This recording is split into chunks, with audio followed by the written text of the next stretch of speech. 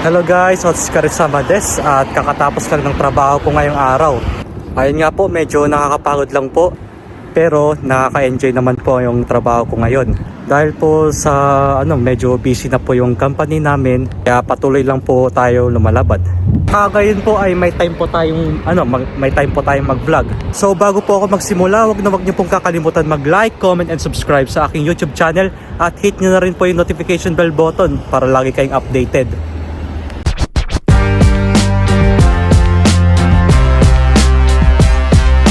Nakikita nyo nga po pala ngayon ay medyo maaraw pa po at maya palubog na po yung araw dito guys.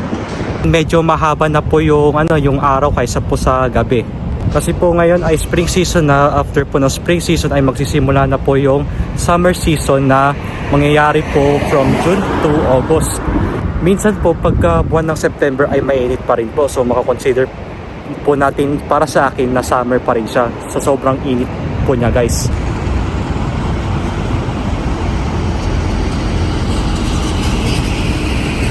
So far so good po, maganda po yung panahon dito at hindi po maulan.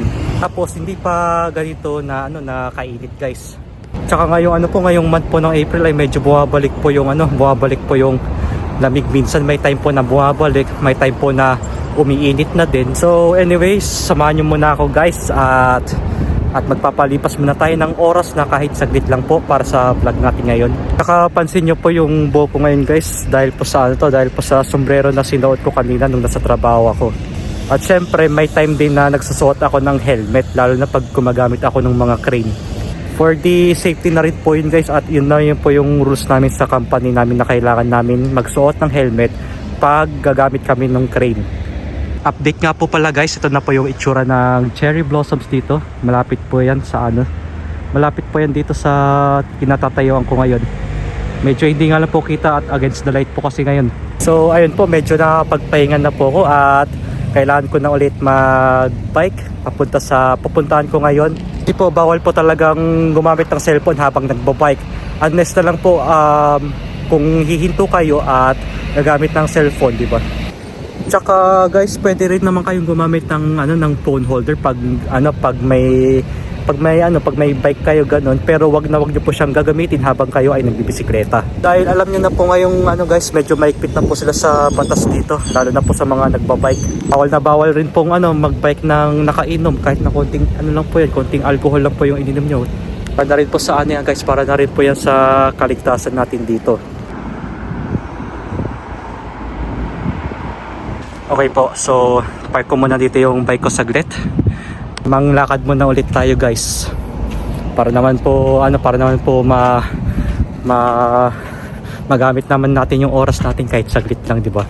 Hindi lang po puro trabaho. Siyempre, kailangan natin ng tiyaga. Tiyaga talagang kailangan guys. Lalo na sa mga lalo na OFW tayo dito sa Japan.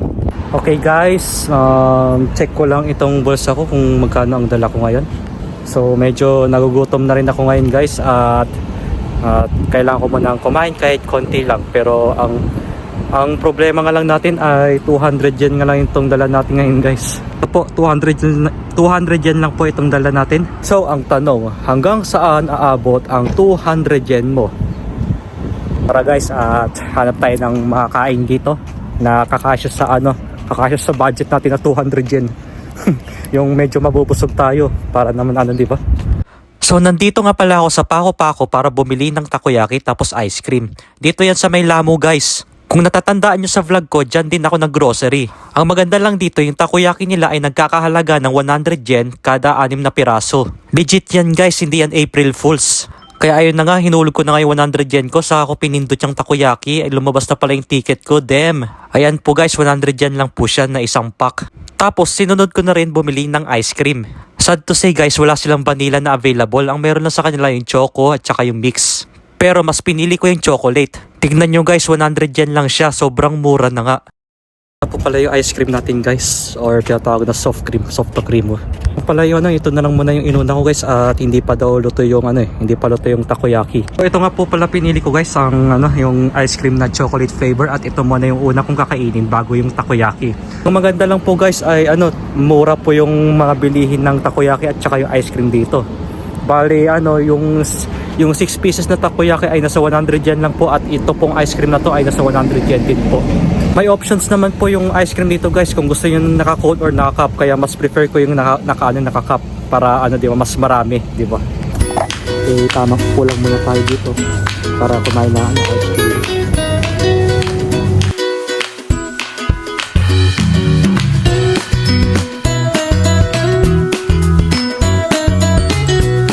One guys, at ito na po yung takoyaki natin at ready na natin siyang kainin. So i-check muna na natin guys. So ito po yung naman ng takoyaki nila dito guys. Ayun po, ang daming sauce. Ito pala itsura ng takoyaki nila dito guys. Tignan nyo, 6 na piraso tapos sobrang dami ng sauce. Ayun po. So kainin na po natin siya habang ito po ang panahon ngayon. So tamang upo muna ulit tayo kasama ang aking bag. Ito po, puti, sa takoyaki. Ito po, medyo mainit pa po eh.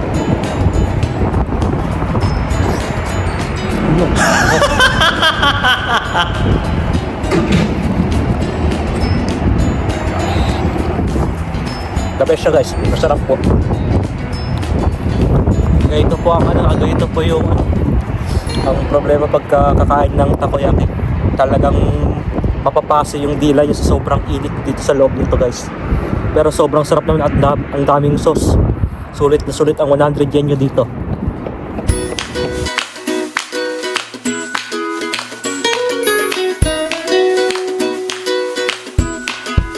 So ayun po, tapos na tayo magmerienda at craving satisfied naman po tayo at medyo nabusog naman po ako ngayon. At least diba guys, nasulit natin yung 200 yen natin ngayon dito. By the way, pauwi na rin pala ako sa bahay para makapagsaing at makapagluto na rin ng ulam. So ayun po guys, nakauwi na rin ako dito sa bahay sa wakas. At medyo makapagpahinga na rin. Tsaka meron din palang dumating na parcel sa akin ng galing sa Shein. Yan, ito po. Hindi ko pa alam po anong laman to. Bakit may ba't meron pong ganyan sa akin. Tamang pahinga muna tayo saglit guys bago tayo magsaing ng kanin para sa hapunan natin.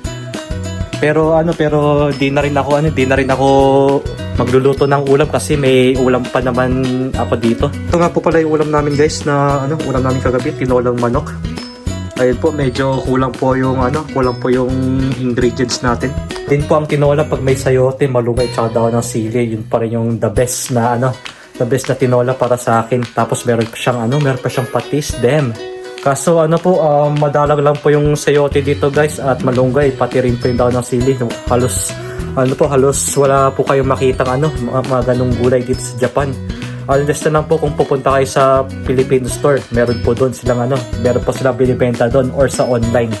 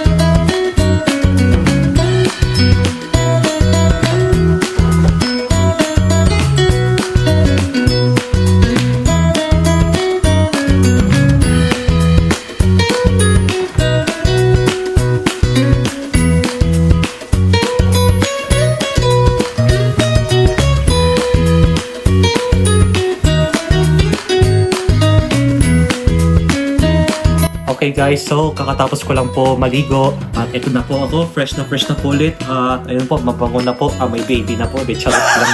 But anyways, natatandaan nyo pa yung last na vlog ko, yung hanggang saan aabot ang 3,000 yen na budget ko nung wala akong pasok ng Yasumi ko nun. Di ba dati nagkasya nun eh. Nagkasya yung budget natin nun, medyo sakto lang po. Tapos ngayon naman po yung 200 yen na budget natin ngayon ay nagkasya rin po sa sa pagkain ng merienda. Di ba? Ang maganda lang po doon ngayon guys ay po, na sulit ko naman po yung merienda kanina. Talagang mura na nga, mabubusog ka pa, di ba?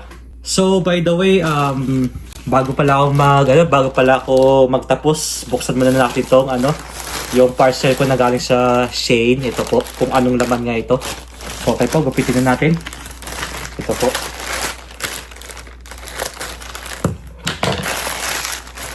So ano pong laman dito guys?